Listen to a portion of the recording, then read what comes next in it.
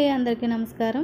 ఈరోజు వీడియోలో అందరికీ ఇష్టపడే అప్పటికప్పుడు ప్రిపేర్ చేసుకునే వెజిటేబుల్ మిల్ మేకర్ పలావ్ అండి. చాలా ఈజీగా తక్కువ టైంలోనే ప్రిపేర్ చేసుకోవచ్చు. అది ఎలాగో ఇప్పుడు చూద్దాం. ముందుగా అల్లం 4-5 వెల్లుల్లి రెమ్మలు తీసుకోవాలి, ఒక ఉల్లిపాయ, 2 క్యారెట్లు, ఒక బంగాళదుంప, 4-5 పచ్చిమిర్చి, ఒక టమాటా, కొత్తిమీర, కరివేపాకు, పుదీనా తీసుకోవాలి.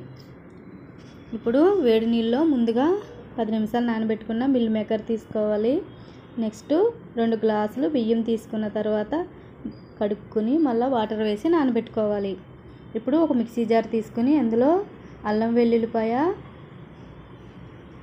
పుదీనా, కొత్తిమీర, కరివేపాకు, పచ్చిమిర్చి, టమాటా, 5-6 జీడిపప్పులు వేసి మెత్తగా పేస్ట్ పట్టుకోవాలి. ఇప్పుడు పలావుకి కావాల్సినవి అనాస పువ్వు, జాపత్రి, 5-6 మిరియాలు, చిన్న దాల్చిన ముక్క, 4 లవంగ మొగ్గలు, 1/2 స్పూన్ సాజీరా, 2 పలావ్ ఆకులు. ఇవన్నీ కలిపి స్టవ్ వెలిగించి బాండి పెట్టుకుని 2 స్పూన్లు నెయ్యి వేసుకుని మసాలా దినుసులన్నీ వేసేసుకోవాలి.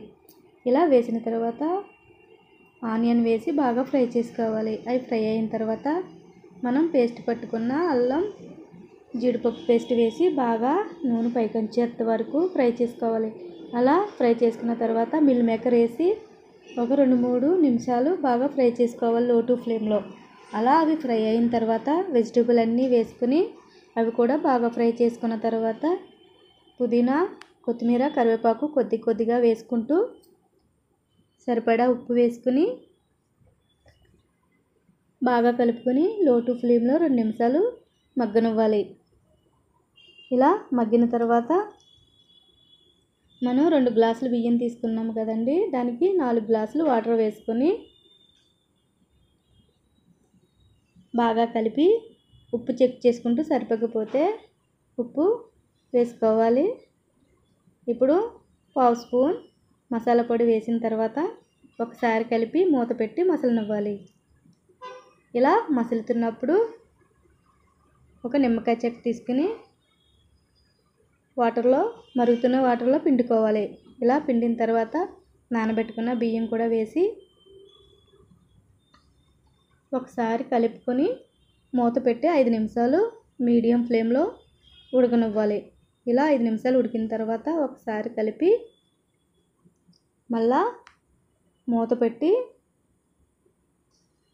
మళ్ళీ 5 నిమిషాలు లో టు ఫ్లేమ్లో సిమ్లో బాగా కుక్ అయ్యేలాగా కుక్ చేసుకోవాలి. అలా మూత పెట్టినప్పుడు పైన బరువు పెడితే బాగా కుక్ అవుతుందండి రైసు. అంతేనండి, చాలా ఈజీ. చూసారా ఎంత బాగుందో వెజిటేబుల్ రైసు. ఇప్పుడు లాస్ట్లో కొద్దిగా స్పూను నెయ్యి వేసుకుని సర్వింగ్ బౌల్లోకి తీసేసుకోవటమే. అంతేనండి, ఈజీగా మిల్ మేకర్ పలావ్. తప్పకుండా ట్రై చేయండి. Thanks for watching.